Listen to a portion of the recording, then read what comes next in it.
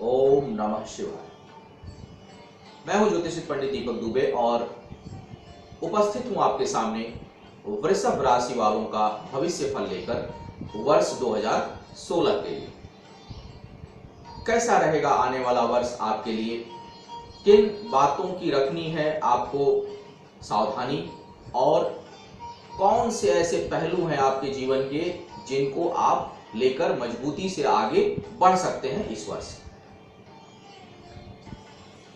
किस चीज की बरतनी है सावधानी, कैसा रहेगा आपका स्वास्थ्य, कैसा रहेगा वैवाहिक जीवन, आर्थिक जीवन किस तरह का रहने वाला है इस वर्ष,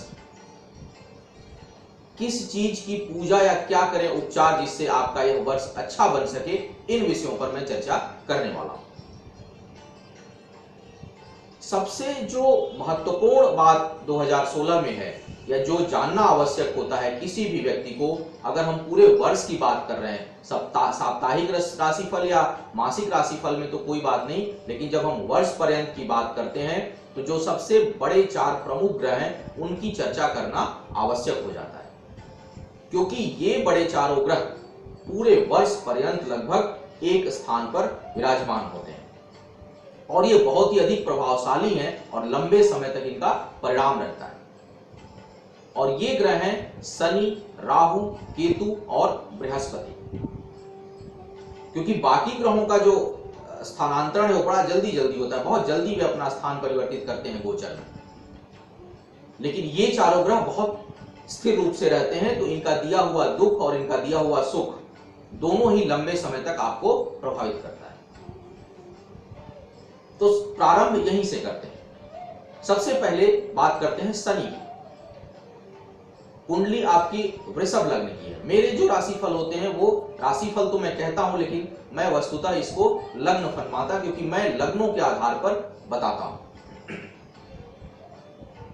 वृषभ लग्न जो है उनके जातकों के लिए अगर देखा जाए तो पूरे वर्ष पर्यंत शनि अष्टम भाव में रहे, क्षमा करिएगा सप्तम भाव में रहे, क्योंकि शनि वृश्चिक राशि में, सप्तम भाव और वृश्चिक शत्रु की राशि होने के कारण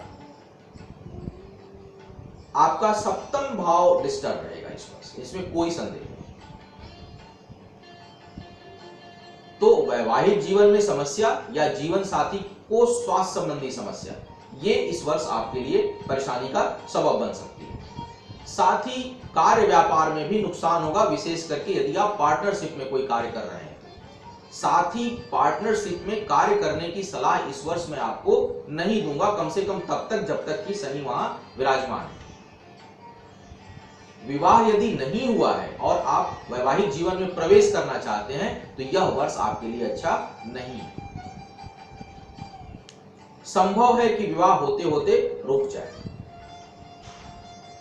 शनि की दृष्टि यहां से आपके भाग्य स्थान पर भी जा रही है, क्योंकि शनि की 3 दृष्टि है जहां शनि सीधा देखते हैं। पहला, तीसरा स्थान, 7वां स्थान और 10वां स्थान। तो जो इनकी तीनों दृष्टि है वह पड़ेगी आपके लिए, एक भाग्य स्थान पर, दूसरा आपके शरीर पर और तीसरा आपके चतुर्थ भाव पर। चतुर्थ स्थान यानी माता और सुख का स्थान। क्या होगा इसका प्रभाव?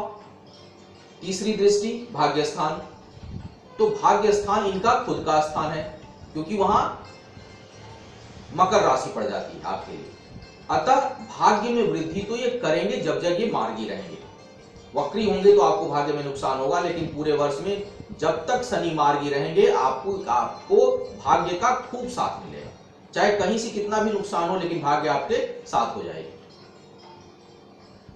परम मित्र की राशि होती है वृषभ, शुक्र मालिक है, अतः शनि की दृष्टि मित्रवत होगी, खूब पराक्रम बढ़ाएगा, थकेंगे नहीं जल्दी इस साल आप काम करते करते, कितना भी काम हो खूब काम में मन लगेगा, खूब परिश्रम करेंगे और मेहनत का फल भी मिलेगा, क्योंकि भाग्य भी लगभग साथ रहेगी। कठिनाई जो मैं देख रहा हूं वह कहीं ना कहीं से पारिवारिक कठिनाई आपको मुझे नजर आ रही है। परिवार में कोई समस्या, माता के स्वास्थ्य की समस्या, पत्नी या पति के स्वास्थ्य की समस्या, आपके जीवन साथी के स्वास्थ्य की समस्या, ये मुझे बहुत अधिक इस वर्ष दिखाई दे रहा है। किसी कारण से आपको अपने घर या परिवार से दूर जाना पड़ सकता है। तो पारिवारिक सुख में कमी तो इस वर्ष भाग्य और सब कुछ करने के बावजूद आपको महसूस होगी। अब बात करता हूं राहु। राहु शुरू में तो आपके छठे भाव में, पंचम भाव में, क्षमा करिए, लेकिन जैसे ही 15 या 16 तारीख को राहु का परिवर्तन हो रहा है जनवरी में भी, यानी वर्ष के प्रारंभ में, पहले महीने में, तो जब यह राशि परिवर्तन करेगा तो यह वक्री चलता है, अतः आपके पंचम भाव से यह चतुर्थ भाव में आ जाएगा। और केतु भी आपके जो पहले बैठा हुआ है आपके एकादश भाव में, वह आ जाएगा आपके दसम भाव में। तो राहु का परिणाम तो अच्छा नहीं होगा, क्योंकि राहु चतुर्थ भाव में कभी भी अच्छा परिणाम नहीं देता। शनि की दृष्टि आ रही है उसके ऊपर सीधी, तो इस स्थान को तो यह डिस्टर्ब करेगा, यानी पारिवारिक सुख में कमी होगी या घर में कोई दुखद घटना घट सकती है। इसके लिए आपको इस वर्ष तैयार रहना पड़ेगा। लेकिन केतु बहुत प्रभावशाली आपके लिए होगा। तो राहु की अगर बात करें तो राहु अच्छा परिणाम नहीं देने वाला है आपको चतुर्थ भाव। और चतुर्थ भाव से संबंधित जितनी चीजें हैं, चाहे वो घर हो, मकान हो, पारिवारिक सुख हो, वाहन सुख हो, वहां हर जगह आपको कोई ना कोई कठिनाई जो है आपको देखनी पड़ेगी। और मां के लिए भी यह वर्ष अच्छा आपके नहीं होगा। हाँ, केतु का दसम भाव में होना आपके लिए बेहतर है, क्योंकि दसम भाव में केतु राजयोग देता है, अर्थात आपकी बाहरी मान प्रतिष्ठा, समाज में उत्थान और कहीं से सम्मान, ये सब केतु आपको दिला सकता है। यदि सामाजिक जीवन में है, राजनीतिक जीवन में है, तो केतु के कारण आपको बहुत लाभ मिलने वाला है।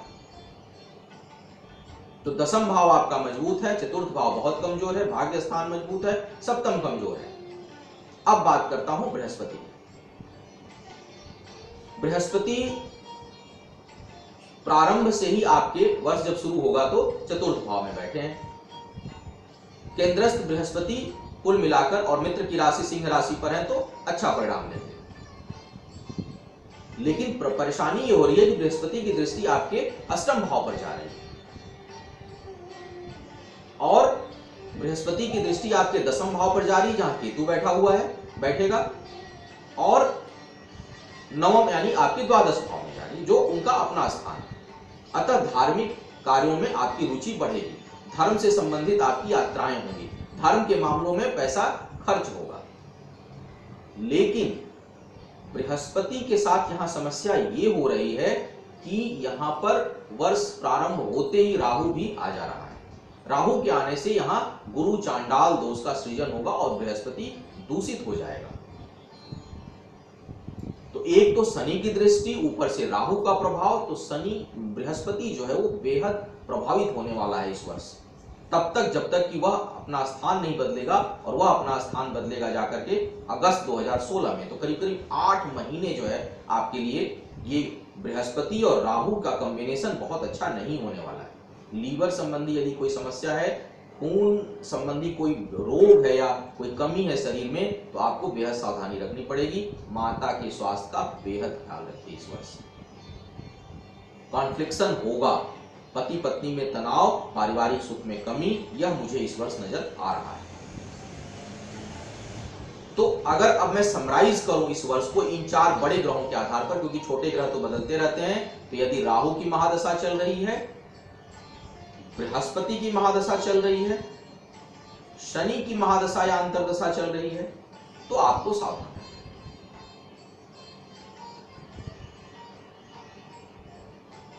सकारात्मक पक्ष ये देख रहा हूं कि भाग्य का साथ बनेगा, मेहनत खूब इस वर्ष आप करेंगे, भाग्य आपके सहयोग में रहेगी, सामाजिक लोगों का साथ और नए बड़े प्रभावशाली संबंध बनेंगे, मान सम्मान मिलेगा।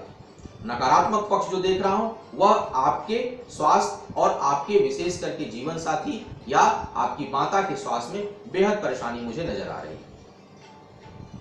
इसके कारण कहीं न कहीं आपको मानसिक परेशानियों का सामना करना पड़ेगा और पारिवारिक सुख में इस वर्ष आप बेहद कमी महसूस कर सकते हैं।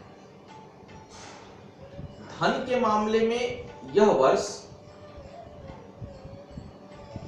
मध्यम प्रभाव देने वाला है, बहुत लाभ और हानि की संभावना नहीं बन रही है। हाँ, कुछ धार्मिक, जैसे मैंने कहा कि विषयों में आपका खर्च बढ़ सकता है, लेकिन कुल मिलाकर के एक सामान्य वर्ष जाने की संभावना दिखाई पड़ रहा है। आपके लिए अच्छी बात यह है कि न तो इस वर्ष शनि की ढैया है और न ही शनि की 7.5 है।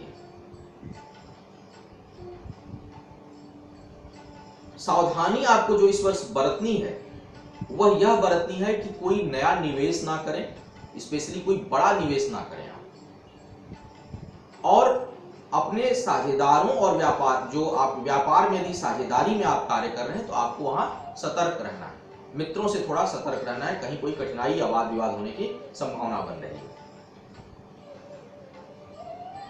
शिक्षा प्रतियोगिता में सफलता मिलेगी इस वर्ष आपको, लेकिन परिश्रम के बाद जरा भी लापरवाही करेंगे तो वहां आप पीछे छूट सकते हैं।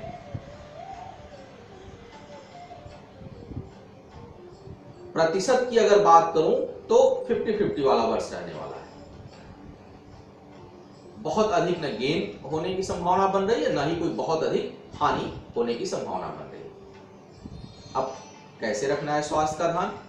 तो एक तो आपको उतनी समस्या नहीं है, आपको जो समस्या मुझे नजर आ रही है वो आ रही है मीठे चीजों से, पीली वस्तुओं से थोड़ा आपको सावधानी रखनी है, कम प्रयोग करना है खाने में, जैसे दाल है, बेसन का लड्डू है, मीठी चीजें हैं, इनसे आपको थोड़ा आप परहेज स्वयं रखें।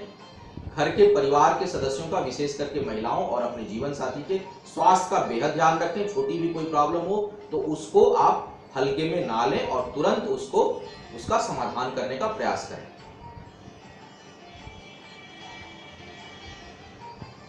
शनि की पूजा करना, और राहु यदि कुंडली में भी खराब हो और राहु की दशा चल रही हो तो राहु की शांति करा डालिए। भगवान गणेश की आराधना करना बहुत लाभकारी रहेगा इस वर्ष आपके लिए। और साथ में